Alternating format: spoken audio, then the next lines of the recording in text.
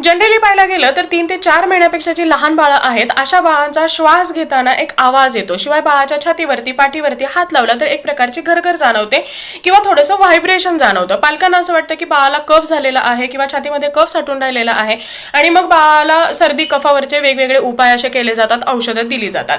खरं पाहायला गेलं तर न्यूबॉर्न बेबीजमध्ये याला नॉइझी ब्रीदिंग असं म्हटलं जातं, म्हणजेच बाळ श्वास घेत असताना वेगळ्या प्रकारचा आवाज येणं.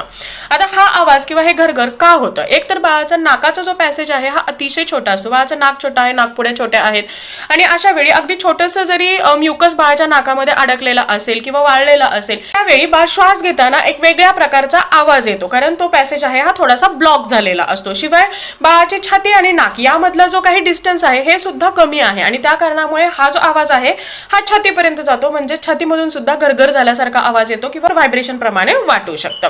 तर हे बाळाला कफ झालेला आहे किंवा बाळाच्या छातीमध्ये कफ साठून राहिलेला आहे असं अजिबात नाही.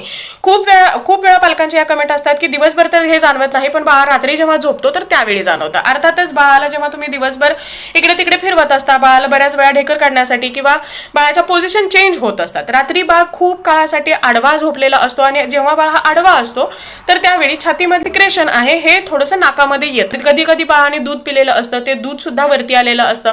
तर या सगळ्याचा आवाज जास्त वाटतो आणि म्हणून रात्रीच्या वेळी हे जे काही नॉइझी ब्रीदिंग आहे याची फ्रिक्वेन्सी थोडी जास्त वाढलेली आहे असं वाटतं. आता यामध्ये तुम्हाला काळजी करण्यासारखं, घाबरण्यासारखं किंवा काही उपाय करण्याची गरज नसते. बाळ जसा जसा मोठा होत जातो तर त्यानंतर हे ऑटोमॅटिकली कमी येतं. आता हे तात्पुरतं होऊ नये यासाठी तुम्हाला काय करायचं आहे, रेग्युलरली बाळाच्या नाकामध्ये नेझल सलाईन ड्रॉप्स टाकणं हे गरजेचं आहे, जेणेकरून नाकामध्ये म्युकस हे अडकला जाणार नाही. जे काही घाण नाकामध्ये आहे ही पटकन बाहेर पडेल, बाळ श्वास घेताना आवाज येणार नाही. दिवसामधून 10-15 वेळा जरी तुम्ही सलाईन ड्रॉप्स टाकत असाल तरी काही हरकत नाही. जेव्हा जेव्हा तुम्हाला अशी घरघर जाणवेल तर त्यावेळी बाळाच्या नाकामध्ये सलाईन ड्रॉप्स टाकू शकता. जनरली 3 ते 4 महिने सुद्धा लागू शकतात, तर त्यामुळे तुम्हाला हे कंटिन्यू बाळाचं नाक हे क्लीन करत राहणं हे गरजेचं आहे.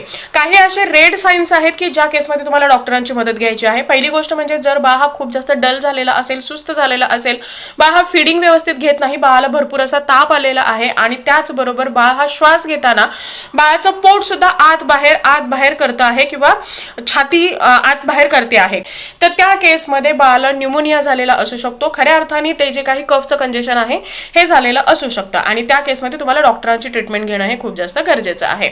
अदरवाईज बाळ हा जर हॅपी असेल, हेल्दी असेल, इतर वेळी आवाज येत नसेल किंवा बाळाला सर्दी होऊन गेलेली नाही तर त्यावेळी तुम्हाला काळजी करण्यासारखं अजिबात नाही. हे बाळाच्या नॅरो नेझल पॅसेजमुळे झालेलं आहे. जसं जसं बाळ मोठं होईल तसं तसं ऑटोमॅटिकली हे कमी येणार आहे.